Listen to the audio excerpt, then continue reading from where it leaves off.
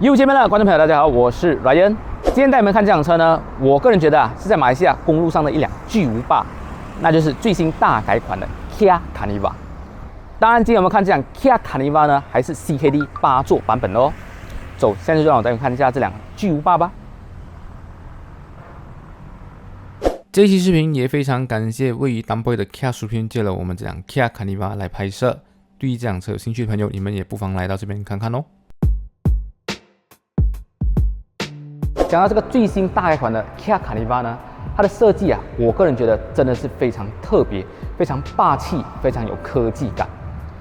Kia 的设计师真的是想要设计出一辆非常独具风格的外观设计的车子，他想脱离以往类似日系车保守的设计感。在这辆 Kia Carniva，我们可以看到它的设计真的是非常独具一格。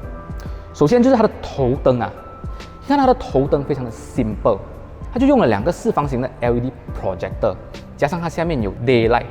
它不像以往我们看到的头灯有那种玻璃遮罩，这一点我个人觉得这个是非常的特别，这个就是它的科技感非常的突出的地方。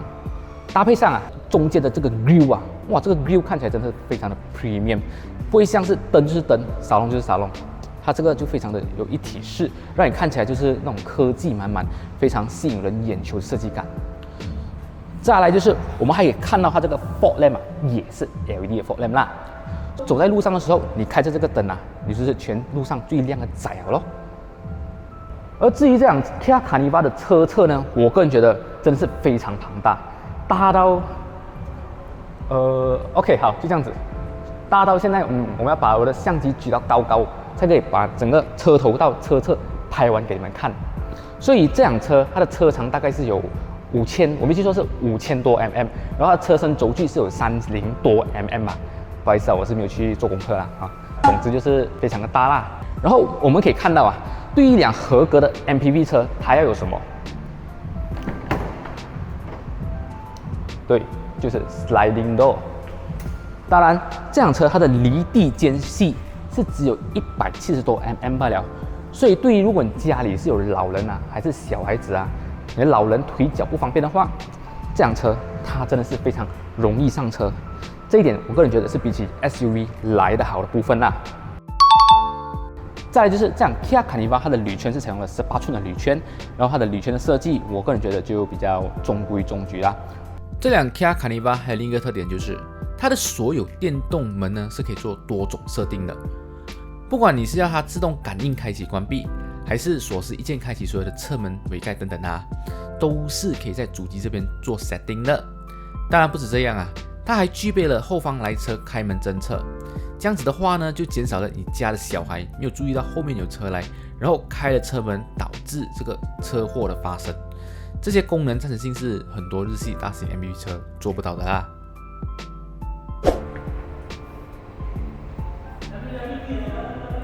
打开这个尾盖，其实我们可以看到，它下面这个尾箱空间啊，非常的大，非常的宽。我个人觉得，你要去 Disco 剪丝把它盖起来，应该也都是不是问题啦。如果平常第3排位置没有载人的话，其实也可以把第3排位置的椅子收起来，这样子的话就可以得到更大的尾箱空间了咯。而至于这辆 CKD 版本的 Kia Carniva， 它的动力配置也是和 GBU 版本是一模一样的，都是采用了 2.2 Turbo Diesel Engine， 搭配了 8AT 的变速箱。它的最大马力是只有199匹，可是它的最大扭力可以来到440 Nm， 搭配它是 Turbo Engine 的关系，所以啊，你一脚油门下去，你就会有飞的感觉。Highway 路上行驶的话，它真的是非常不错。只是讲在红绿灯起步的话，你就要控制一下你的油门啊，因为你这样的扭力配置应该顿挫感非常的严重啊。如果你的黄金右脚没有控制好的话 ，OK。打开这个 sliding door， 哇，映入眼帘的就是车里的椅子都是采用了奶茶色，看到这个奶茶色就让我想要给打雷了。车内的椅子全部都是采用了皮革，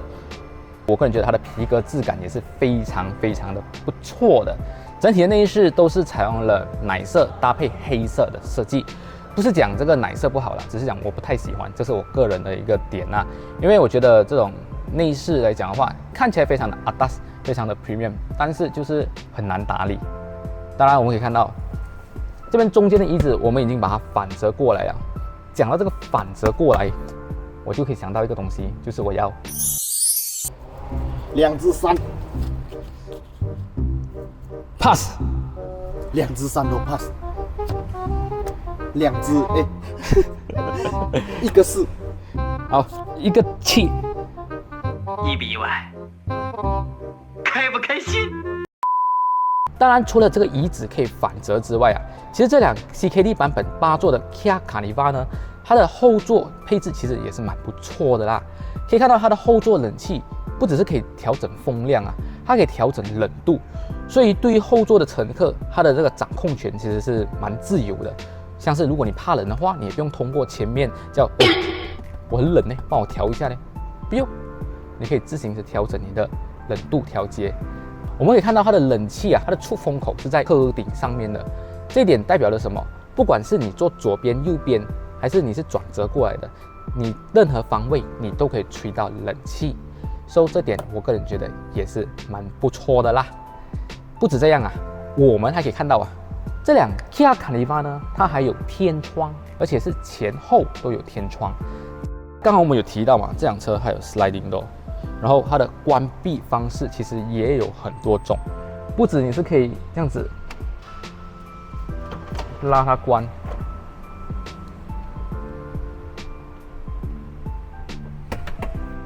如果可能你的手没有办法像我刚刚这样子熬这么多的话，其实它这边也是有一个 button， 在门柱这边它也是有个 button， 你可以轻轻的点它。它就可以进行开关了，这一点我个人觉得也是蛮人性化的。好，现在我们来去看一下这个第3排空间到底它的乘坐感如何。而至于第3排空间来讲的话，前座的椅子基本上我是调成了比较宽广的距离。我们可以看到第3排空间，我们的膝部空间还是有一点的。当然，如果前座可以牺牲一点点，调前一点点的话啊，你的腿部空间就比较多啦。只是讲它的这个椅垫啊。它的椅垫就可能跟很多的 MPV 车的缺点都一样啊，会比较短，所以这一点的话，我个人觉得就没有办法好去挑剔啦，因为大家都一样嘛。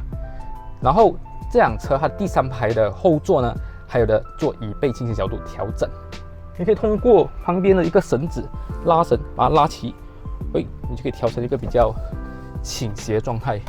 这样子的话，我个人觉得坐长途啊，真的是非常舒服。这样子的倾斜角度，我可以一觉睡到 KL 区啦。它的头枕啊，也是可以调整的哦，它有斜度调整哦，哇，不错嘞，看哦，所以我可以这样子调啊。不过我压下去就没有什么用啊，它是可以做调整的，不过好像没有什么卵用啊，压下去就平了。再来就是我们还可以看到啊，它在左右两侧它都有 USB 充电孔，这一点真是蛮考虑到后座人乘客的需求。它的置杯架也不少，在后座我们也看到有2个置杯架，加上一个小小的个 pocket， 这个 pocket 可能就可以让你放电话啊、放香烟啊等等之类的。当然，我个人建议是不要在车上抽烟会比较好啦。好，后座内饰大概是这样子，我们现在看一下前座内饰。而至于前座内饰，让我觉得最特别的就是，在这个 CKD 版本，它采用了2个大屏幕，这一点的话，就可能比起 CBU 版本来得好啦。它整个的荧幕都是 digital 显示的，你可以通过这个荧幕调节很多不同的 information。